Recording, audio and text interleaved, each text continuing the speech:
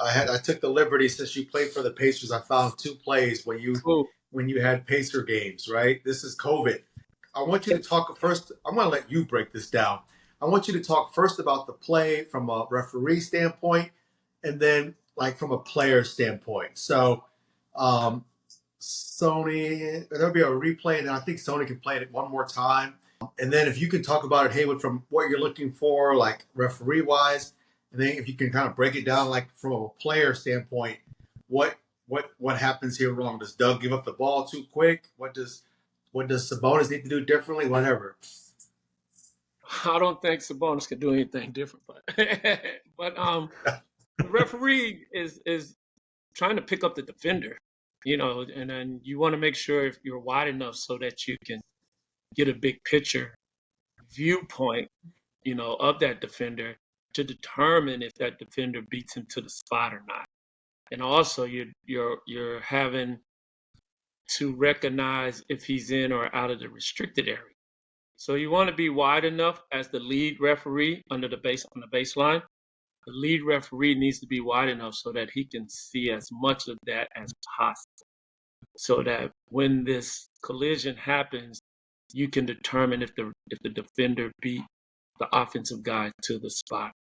Now, as a player, looks like Sabonis is a little out of control. The player gave him the ball a little late, and so he didn't have enough time to stop or change direction, and that caused him to run into the defender, which is an offensive foul.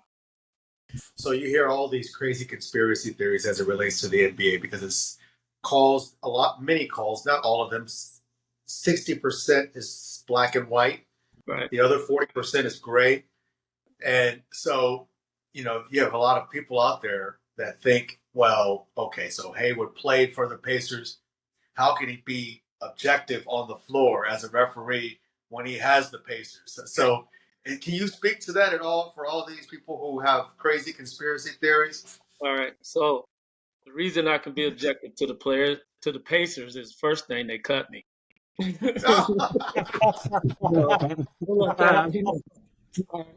And then on these two particular teams, I used to play for Washington also, so that has to play into it.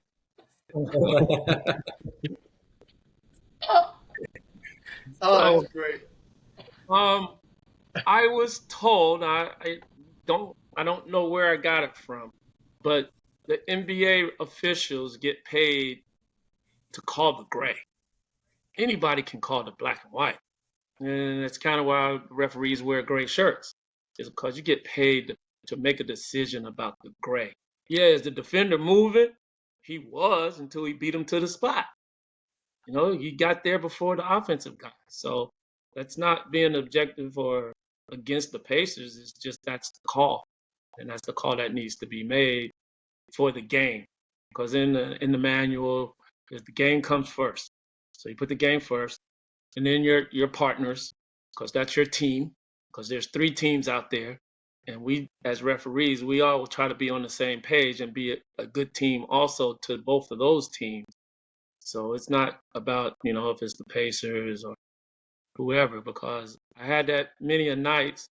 I'll give you this story. So I think Juwan Howard, Indiana's playing Miami in Indiana, and Juwan Howard comes up to me and go, how you reffing this game? You used to play for them. And I go, well, do you take it easy on Washington when they gave you that $100 million when you go back to play against Washington? Do you coach any less harder against them? He's like, all right, I ain't messing with you. So that's perfect. Right. So, So good. I wanted to be a referee for the game. I thought I had value because everybody's a coach. Nobody was a ref. I thought I had value to the game to try to be a referee and maybe try to get more players to become referees. You were always a fierce competitor, and it's like that translates to refereeing because now you're competing with yourself to try and get every play right possible. So it just like anytime people say, oh, you're just for this team or for that team, why'd you make that call? Why'd you make that call? It's just, if you've ever refereed basketball before, you know that it's ridiculous because we're all out there competing with ourselves, trying to be the best that we can be because we love the game of basketball first and foremost. And then we want to perform at a high level and we want to get the plays right. That's how we get evaluated. So That's how you move up. So here's another play, Haywood. Here's a clip. It's going to go down, I believe, come back. And then there's a second clip to this as well. So we're going to have Sony play both of them. So you got this foul here. Your partner here is T-Dub on this game. So T-Dub has your back.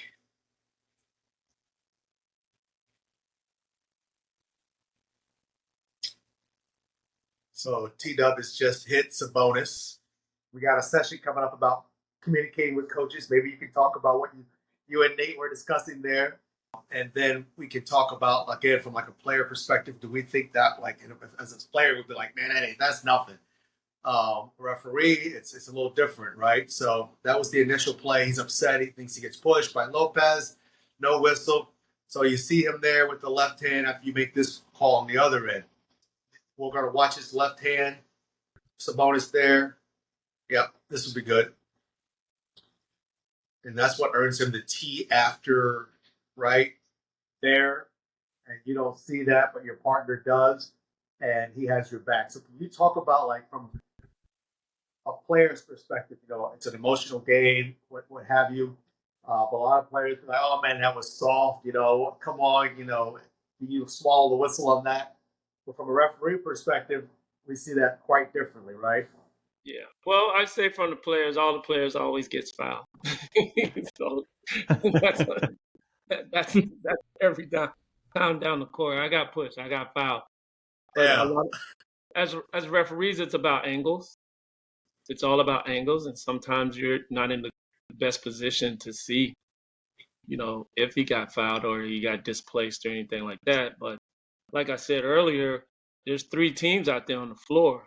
So we have to be a team, and we have to also, work together. And sometimes make a call and you can't see what happens when the player waves you off in disagreement to the foul or not foul, and your partner sees it and he, gets your back. And then, that warranted a technical that I didn't see, but my partner did. So now he could be, he could have gotten fouled, but no one saw it, so they didn't call it at that point. But I'm pretty sure if I think that's the third quarter, we go watch that play after the game to determine, hey, did we miss this or not? So that next time that I go or I see Indiana or I see Sabonis, next time I see him, I can go back and tell him, hey, you were right because I looked at that play. You did get pushed, But you have to be honest with yourself, and that's a part of that competition that Kane's talking about with trying to be the best you can be. Sometimes we miss them.